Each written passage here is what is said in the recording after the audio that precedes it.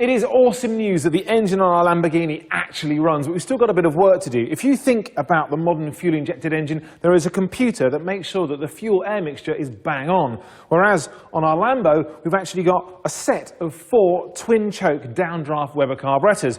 And setting them all up so they run beautifully is a bit of an art. So I've decided to enlist the services of a tuning specialist whose 9 to 5 is looking after Italian supercars for a well-known collector. I just need to remove the air boxes and expose the carburetors before we can start. Right, so I've revealed our carburetors, I've connected our exhaust extraction system. All I need now is a specialist. Tim?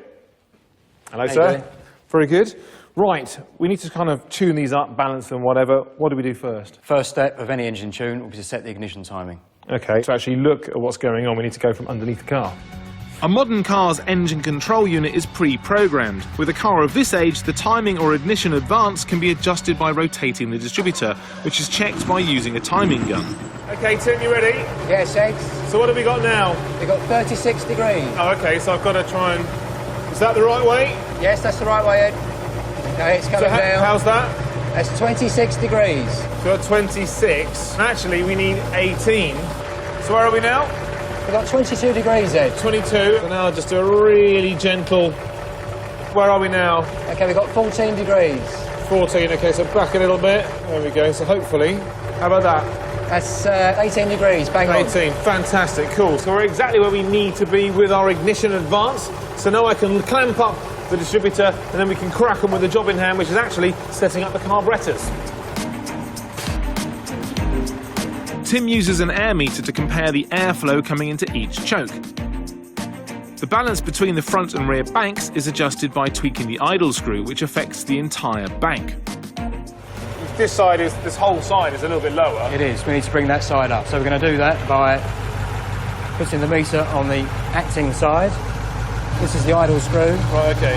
It's just a little bit behind the back bank. So we'll just check this side again. So we could get a bit more on here, actually. Okay.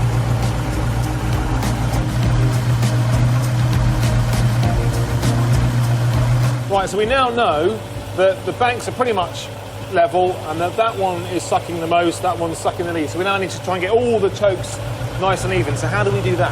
Well, you can do that by snapping this lock nut here. Okay. And removing the air bleed screw until it comes up. So it's a bit like just opening a tap. Exactly.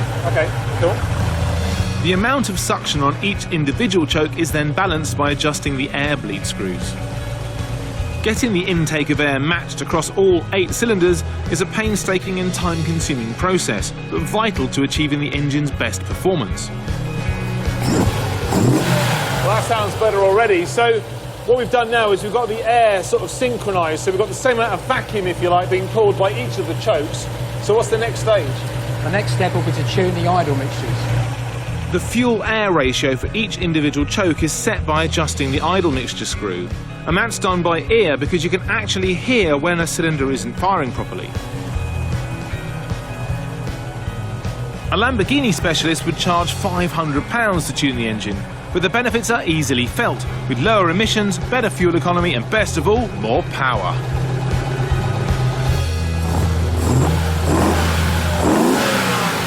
That sounds awesome. I'm happy with that. Well, fantastic. Thank you very much, Tim. Now, that might seem a lot more fiddling than just plugging a computer into a modern car, but of course we're tweaking with the very heart of our Lamborghini, and those small, fine adjustments are going to make a huge difference on the open road. In getting the Lamborghini